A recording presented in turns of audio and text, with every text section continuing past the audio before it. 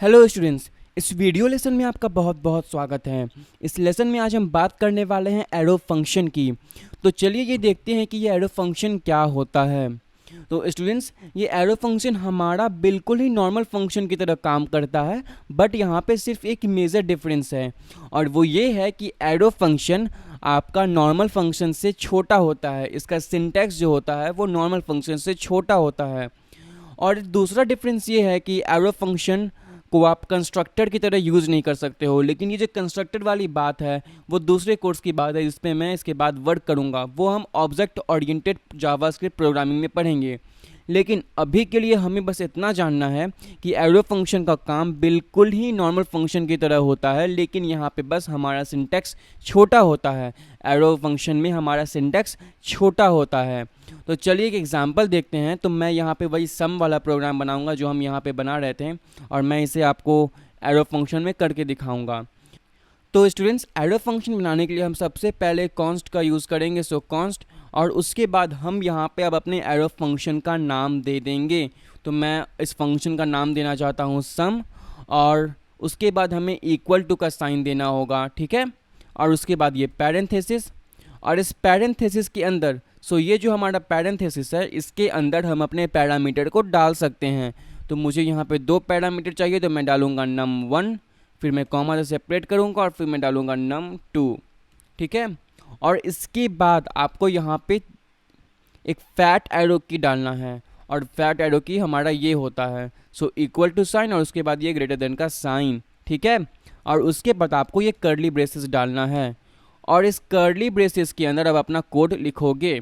तो मुझे यहाँ पे क्या करना है, मुझे num1 को num2 से ऐड करना है। तो मैं यहाँ पे एक सम नाम का वेरिएबल बनाऊँगा, सो सम, और इसमें मैं num1 प्लस num2 कर दूँगा, बिल्कुल ऐसे, ठीक है।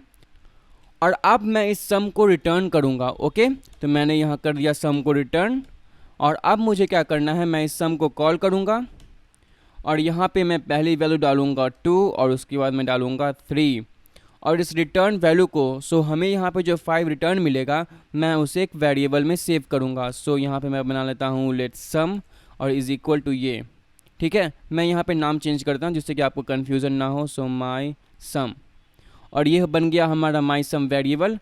और इस माई सम में हम इस रिटर्न वैल्यू को सेव कर रहे हैं।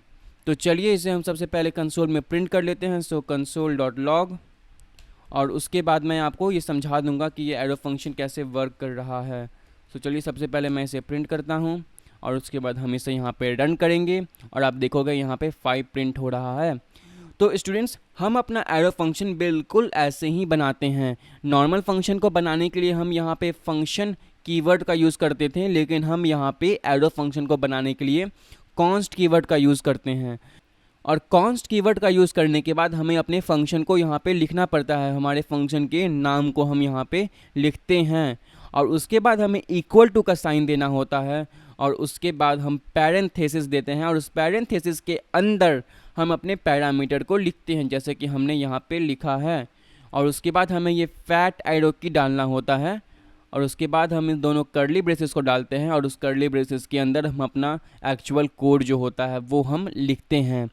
तो स्टूडेंट्स, ये है हमारा बहुत ही सिंपल सा एरो फंक्शन, ठीक है। और हमें अब जब भी एरो फंक्शन का यूज़ करना होगा तो हम जैसे नॉर्मल फंक्शन को पहले कॉल करते थे, हम ठीक उसी तरह इसको यहाँ पे कॉल करेंगे, और हम यहाँ पे उसमें वैल्यू डाल देंगे जैसे हम नॉर्मल फंक्शन में डालते थे, और हम उसे फिर यहाँ पे उसके रिटर्न वैल्यू को प्रिंट कर लेंगे।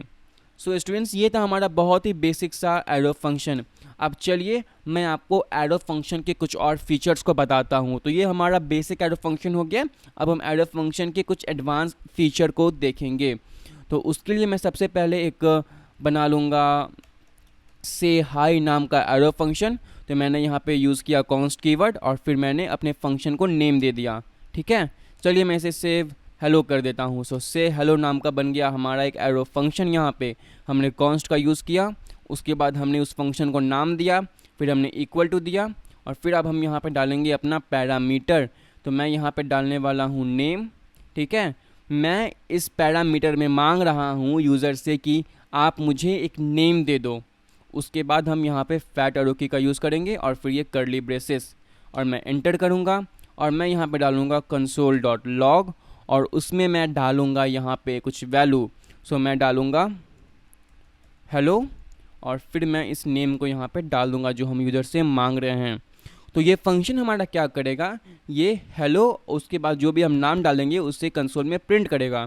तो चलिए इस एरो फंक्शन को हम कॉल कर लेते हैं। सो ये हमने किया इसे कॉल और अब मैं इसमें अपना नाम डाल दूँगा। सो ये रहा मेरा सेमी कॉलम और मैं इसे सेव करूँगा और मैं इसे रन करूँगा और अब देखोगे यहाँ पे हेलो शुभम प्रिंट हो रहा है।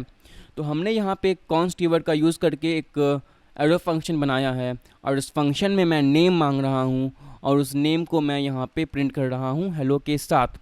तो स्टूडेंट्स यहाँ पे आप देख रहे हो कि हमारे पास केवल एक लाइन का कोड है। आप यहाँ पे देख रहे हो कि हमारा ये जो कर्ली ब्रेसेस है, ठीक है, इस कर्ली ब्रेसेस में हमारे पास सिर्फ एक लाइन का ही यहाँ पे कोड है। और जब जब आपके पास एक लाइन का कोड होगा तब तब आप इस कर्ली ब्रेसेस को भी डिलीट कर सकते हो। तो मैं आपको वो करके दिखाऊंगा, बट उससे पहले मैं आपको यहाँ पे दिखाना चाहता हूँ कि ये जो एरो फंक्शन है वो बिल्कुल हम वेरिएबल की तरह बनाते हैं। और आप यहाँ पे देख सकते हो कि यहाँ पे एक ऑटोमेटिकली यहाँ पे एक सेमी कॉलम आ गया है।